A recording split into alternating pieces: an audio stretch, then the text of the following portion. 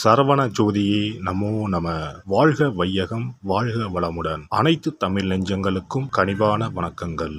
நிகழும் ஸ்ரீ மங்களகரமான குரோதி ஆண்டு ஏப்ரல் மாதம் 14ஆம் தேதி ஞாயிற்றுக்கிழமை அன்று சஷ்டி திதியில் திருவாதிரை நட்சத்திரத்தில் அதிகண்டம் நாமயோகத்தில் தைதுளோம் கரணத்தினில் மிதுன ராசியில் சித்தயோகம் கூடிய நன்னாளில் இந்த மகத்தான சித்திரை தமிழ் வருட புத்தாண்டு பிறக்கிறது.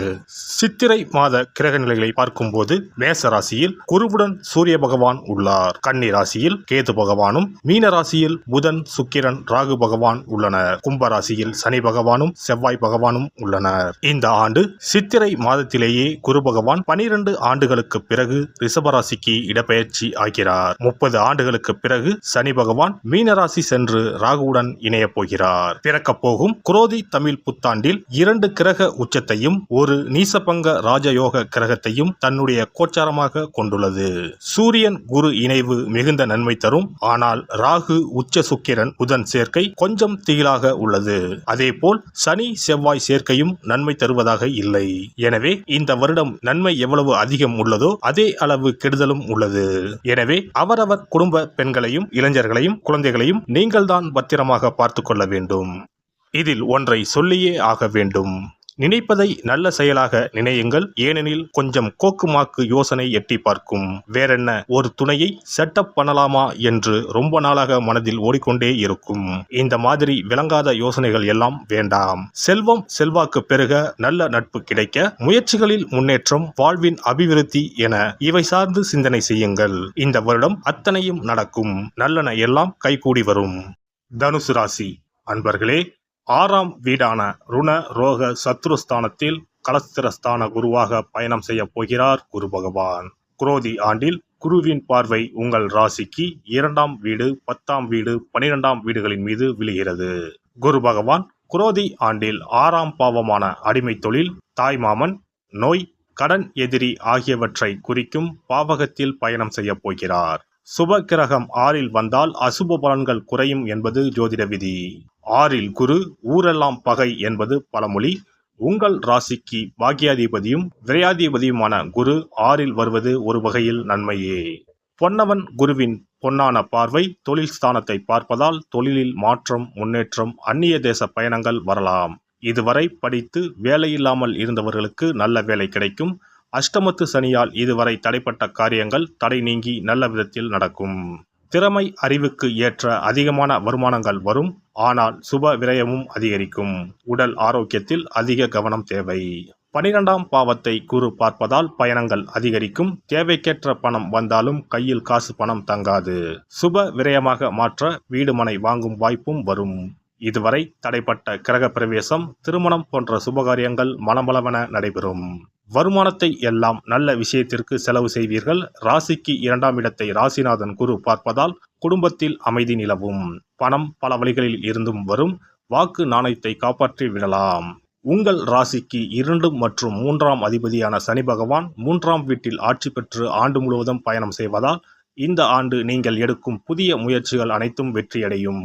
தைரியம், தன்னம்பிக்கை கூடும். 7.5 சனிகாலம் முடிவுக்கு வந்துவிட்டது. சனி பகவான் கும்ப ராசியில் இருந்து உங்கள் ராசிக்கு விரயஸ்தானம், பஞ்சமஸ்தானம், 9ஆம் இடமான பாக்கியஸ்தானத்தை பார்வையிடுகிறார். சமுதாயத்தில் மதிப்பு மரியாதை அதிகரிக்கும். உங்கள் உழைப்புக்கு லாபம் கிடைக்கும். தொழிலில் படிப்படியாக முன்னேற்றம் கிடைக்கும்.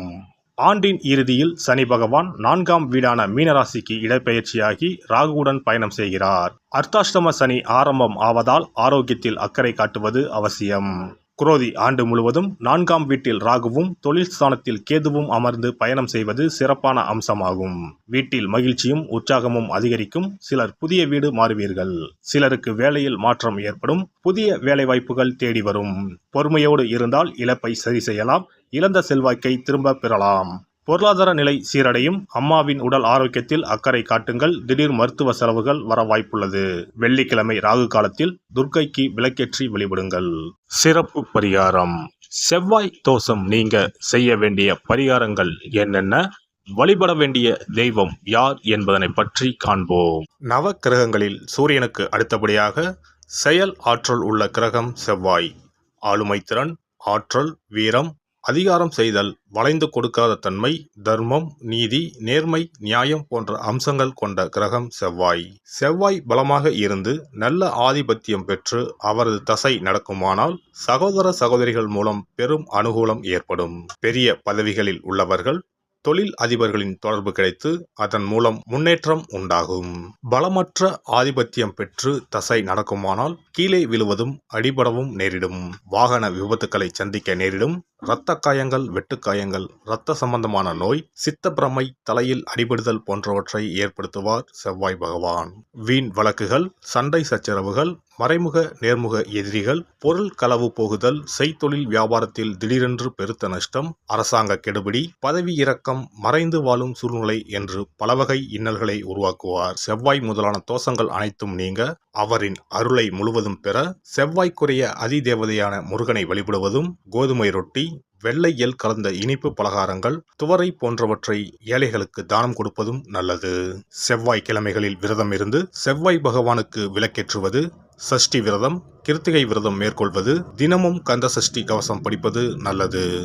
மேலும் செவ்வாய்க்குரிய கல்லான பவளக்கல்லை மோதிரத்தில் பதித்து அணிவது, சிவப்பு நிற ஆடையை அணிந்து கொள்வது, செப்பு பாத்திரங்களை உபயோகிப்பது போன்றவற்றால் செவ்வாயால் உண்டாகக்கூடிய தோஷங்கள் குறையும். செவ்வாய் பகவானுக்கு செய்யும் பரிகாரங்கள் அனைத்தும் முருகனுக்கு உகந்தது என்பதால் முருகனின் திருவருளும் கிட்டும்.